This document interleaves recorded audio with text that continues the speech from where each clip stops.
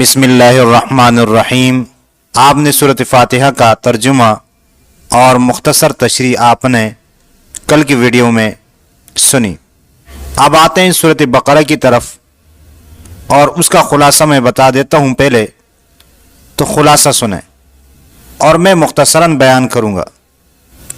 तो जी ये चले स्क्रीन पर चलते हैं, मुकम्मल स्क्रीन शो कर देता हूँ ताकि आपको वाज़ेह तरीके से नज़र आए और आखिर में अपने राय का इज़हार कीजिएगा कि इस तरह तरतीब सही है या इल्मी बेस में हम पढ़ जाए।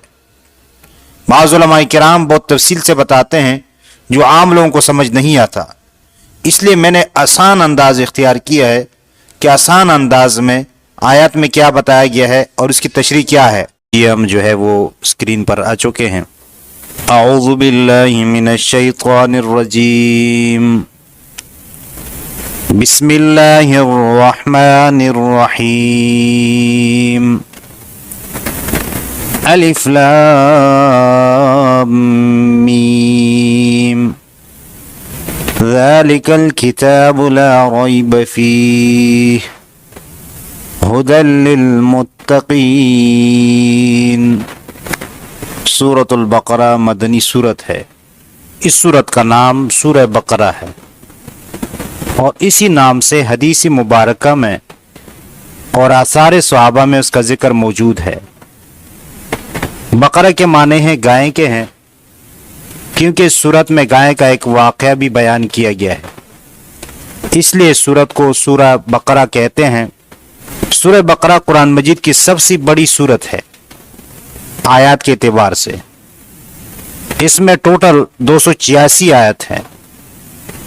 ये सूरत मुबारका मदनी है, यानी हिजरत मदीना तैयबा के बाद नाजिल हुई और मुख्तलिफ ज़मानों में मुख्तलिफ आयत नाजिल हुई।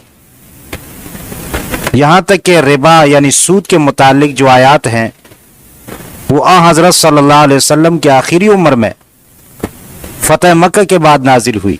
और इसकी एक आयत वत्तक़ू यौमन तुरजऊन फ़ीही इलल्लाह, यानी आयत नंबर 281, ये कुरान मजीद की आखिरी आयत है जो 10 हिजरी और 10 ज़िलहिज्जा को मिना के मकाम पर नाजिल हुई, जब हज़रत सल्लल्लाहु अलैहि वसल्लम हज्जतुल वदा के फ़राइज़ अदा करने में मशगूल थे। और इसके 80 या 90 दिन बाद आप सल्लल्लाहु अलैहि वसल्लम का विसाल हुआ और वही इलाही का सिलसिला हमेशा के लिए ख़त्म हो गया। ये एक फजीलत वाली सूरत है। ये कुरान करीम की सबसे बड़ी सूरत है और बहुत से अहकाम पर मुश्तमिल है। रसूलुल्लाह सल्लल्लाहु अलैहि वसल्लम ने फरमाया कि सूरत बकरा पढ़ा करो, क्योंकि इसका पढ़ना बरकत है और इसका छोड़ना हसरत और बदनसीबी है और अहले बातिल इस पर काबू नहीं पा सकते।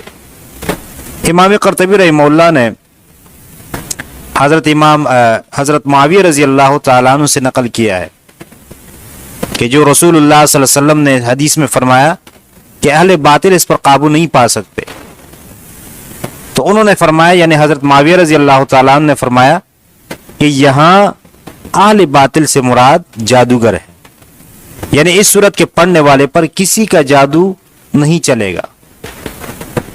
और इसी तरह आप सल्लल्लाहु अलैहि वसल्लम ने फरमाया कि जिस घर में सूरत बकरा पढ़ी जाए शैतान वहां से भाग जाता है।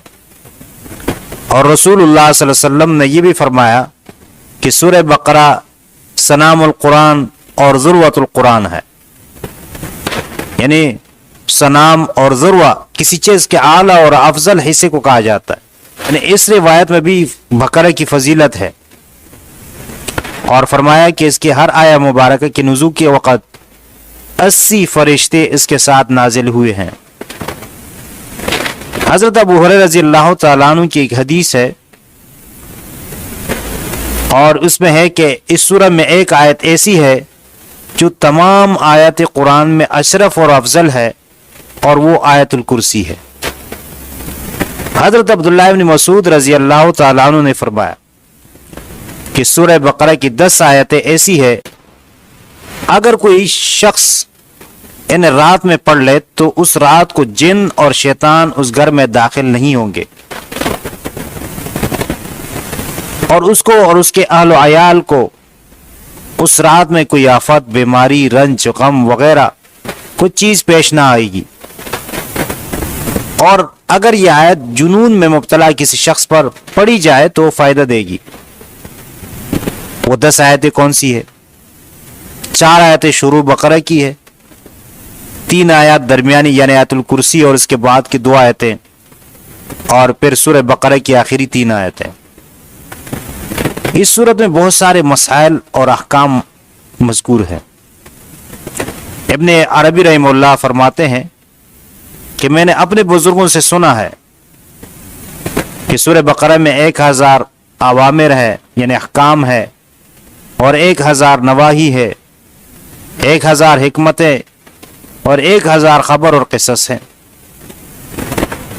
یہی وجہ ہے کہ حضرت عمر رضی اللہ تعالیٰ عنہ نے جب سورہ بقرہ کو تفسیر کے ساتھ پڑھا تو اس کی تعلیم میں 12 سال خرچ ہوئے، اور حضرت عبداللہ ابن عمر رضی اللہ تعالیٰ عنہ نے یہ سورت 8 سال میں پڑھی۔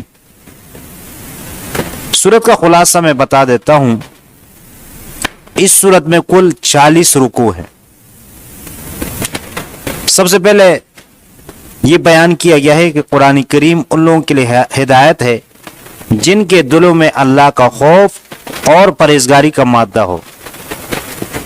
اس کے بعد یہ بتایا گیا ہے کہ قرآن مجید سن کر 3 قسم کے لوگ پیدا ہوں گے۔ اول مومنین جو اس پر پورے دل سے ایمان لائیں گے، دوم کافر جو اس کے مخالف ہوں گے، سوم منافق جو ظاہری طور پر مانیں گے اور دل سے انکار کریں گے۔ اس کے بعد سب سے پہلا حکم تمام انسانوں کو اللہ تعالیٰ کی عبادت کا دیا گیا ہے، اور قرآن کریم کی سچائی ثابت کی گئی ہے۔ چوتھے رکوع میں حضرت آدم علیہ السلام کی پیدائش اور زمین میں ان کی خلافت کا ذکر ہے۔ اس کے بعد ایک بڑے خاندان یعنی بنی اسرائیل کی زندگی کا ذکر 5 رکوع سے شروع ہوتا ہے۔ اس خاندان میں سینکڑوں نبی اور رسول پیدا ہوئے۔ اس خاندان کے حالات اللہ تعالیٰ نے سبق آموز طریقے میں بیان کیے ہیں، اور ساتھ ہی یہ بھی بتا دیا کہ اپنے غلط حرکات اور خرابیوں کی وجہ سے یہ قوم خلافت الہی کے قابل نہ رہی۔ 5 رکوع سے 15 رکوع تک بنی اسرائیل کی تاریخ کے کئی واقعات بیان ہوئے ہیں، مثلا ان کے عہد و پیمان، کوہ طور پر جلوہ خداوندی، ہفتے کا دن کا واقعہ، گائے کا واقعہ، قتل انبیاء کے حالات، سحر اور جادو کے ناپاک کوششیں، انبیاء کی توہین، اور اسی طرح نجات اور بخشش کے غلط عقیدے وغیرہ وغیرہ۔ 16ویں رکوع سے بنی اسرائیل کے مزید حالات اور حضرت آدم علیہ السلام کی اولاد میں حضرت محمد صلی اللہ علیہ وسلم کی عرب میں پیدائش کا ذکر ہے، ساتھ ہی خانہ کعبہ کا ذکر ہے، اور اللہ کی راہ میں شہید ہونے والوں کے درجات بیان ہوئے ہیں۔ 20ویں رکوع میں اللہ تعالیٰ کے قدرت کی نشانات کا ذکر ہے۔ اس کے بعد حلال اور حرام کی بحث ہے۔ سورہ بقرہ کی 20ویں رکوع میں ارشاد ہوا حقیقی نیکی کیا ہے۔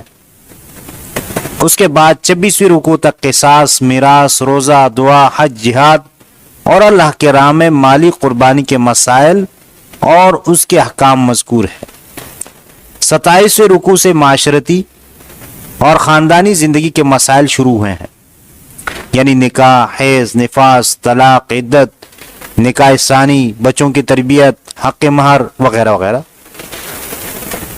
رکوع نمبر 32 میں پھر جہاد کا بیان ہے، اور مثال میں حضرت طالوت کا جالوت سے مقابلے کا ذکر ہے۔ اللہ تعالیٰ نے فرمایا کہ فتح اور شکست سامان جنگ کی کمی زیادتی پر منحصر نہیں، بلکہ اکثر چھوٹی فوجیں بڑی لشکروں پر غالب آ جاتی ہے۔ 34ویں رکوع میں آیت الکرسی ہے، جس میں اللہ کے بہت سارے اوصاف مذکور ہیں، اور یہ کہ اسلام کے قبول کرنے میں کسی پر زبردستی نہیں ہے، کیونکہ اس کے دلائل خوبیاں واضح ہیں۔ اس کے بعد حضرت ابراہیم علیہ السلام کی زندگی کے چند سبق آموز واقعات مذکور ہیں۔ 39 رکوع تک صدقہ خیرات اور پرہیزگاری کے احکام ہیں، سود کی ممانعت ہے اور گواہی کے بارے میں ہدایت اور قوانین کا بیان ہے، تجارت کے چند اصولوں کا ذکر ہے۔ سورت کے آخری یعنی 40 رکوع میں ایمان و اسلام کا خلاصہ اور ایک جامع دعا بیان ہوئی ہے۔ اس دعا کے آخری الفاظ یہ ہے فانصرنا علی القوم الکافرین، ہمیں کافروں کی جماعت پر برتری عطا فرما۔ یہ قرآن کی دعوت کا نتیجہ ہے۔ وہ کہ قرآن مجید کی تعلیم سے جو قوم پیدا ہوگی اس کے ذریعے سے اللہ کا قانون کفر پر غالب آ جائے گا۔ یہاں اللہ تعالیٰ کو ماننے والی قوم اور نہ ماننے والی اقوام کا انجام بتایا ہے۔ مومن کامیاب ہوں گے اور منکر مغلوب اور ناکام ہوں گے۔ سورت کا خاتمہ گویا انہی الفاظ پر ہوا ہے جہاں سے شروع ہوا تھا۔ یہ بات نہ بھولے کہ یہ خلاصہ محض مضامین کا ایک تصور دلانے کے لیے ہے، ورنہ اللہ جل شانہ کے کلام کے حقائق و کمالات یہ چند لفظوں میں بیان کرنا ممکن نہیں ہے۔ ہمیں چاہیے کہ ہم بھی اللہ کا نام لے کر اس صورت کے احکام پر غور و فکر کریں، اس کی حکمتیں سمجھنے کی کوشش کریں اور ان پر عمل کرنے کے لیے کمر بستہ ہو جائے۔ حقیقت میں اس کا مقصد اپنے آپ کو یاد دہانی ہے اور اپنے اعمال درست کرنے کی کوشش ہے۔ اللہ تبارک و تعالی ہمیں اس کی توفیق دے، آمین ثم آمین۔